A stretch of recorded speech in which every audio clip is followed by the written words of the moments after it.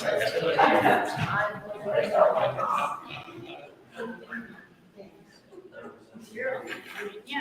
you understand all the grammatical.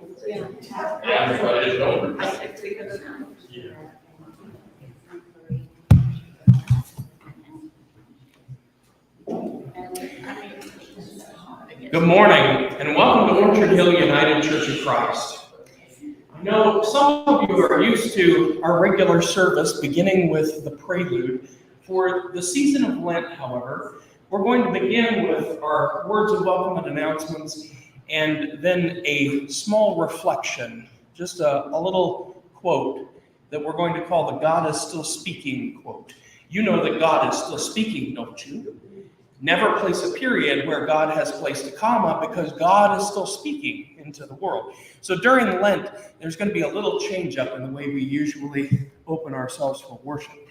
I have just a couple of announcements here for you. I did want to announce our choir director, Kim DeMent, is not with us this morning because she's attending to her father.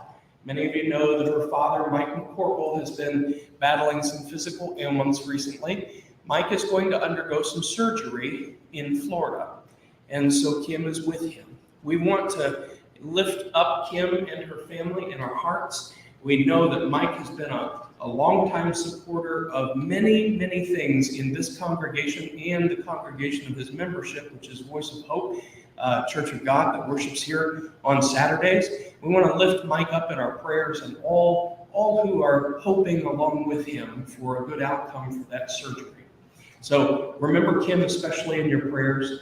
And as we gather this morning, it's important for me to address a topic that many of you have seen in the news media and or running around online in a couple of different places.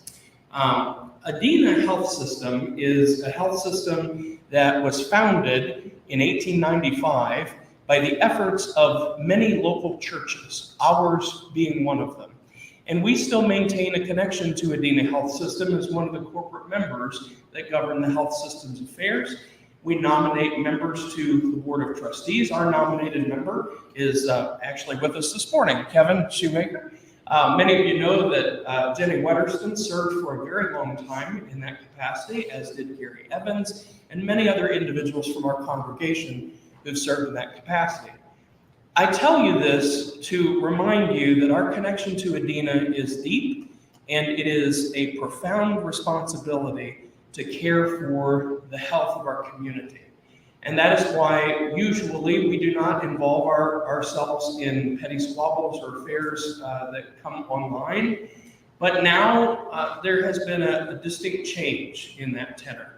This last week, due to some scurrilous rumors and some unfounded gossip online, there were escalated threats of physical violence to individuals at Adena, particularly threats against members of the executive leadership and threats against the CEO, Jeff Graham, and his wife, Brenda.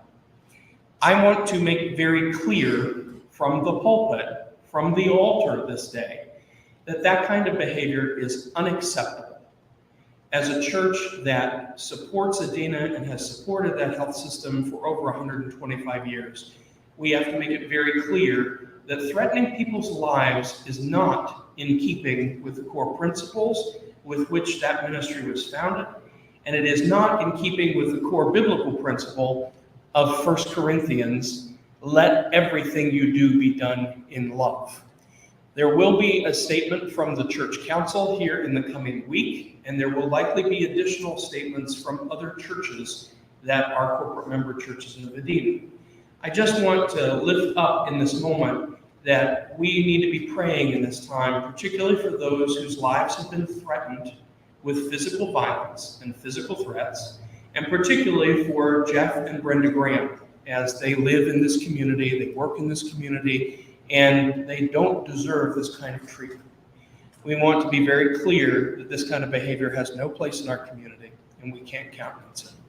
So as we gather this morning, I want you to be in prayer. Be in prayer for Jeff and Brenda Graham. Be in prayer for Mike McCorkle. Be in prayer for all of those things that you brought with you today that weigh heavy on your heart. Because as we enter this season of Lent, it is a time of prayer and fasting. It is a time of soul searching. It is a time of coming together and bringing all of our burdens and all of our cares and laying them down at the feet of Christ, who calls each of us beloved. As we gather this morning, we'd offer this quote for contemplation before the prelude. This God is still speaking quote. This quote comes from Madeleine L'Engle, who is an American writer of fiction, nonfiction, poetry, and young adult fiction. Madeleine says, "I will have nothing to do with a God who cares only occasionally. I need a God who is with us always, everywhere, in the deepest depths as well as the highest heights. It is when things go wrong, when good things do not happen, when our prayers seem to have been lost, that God is most present." Let us prepare our hearts for worship.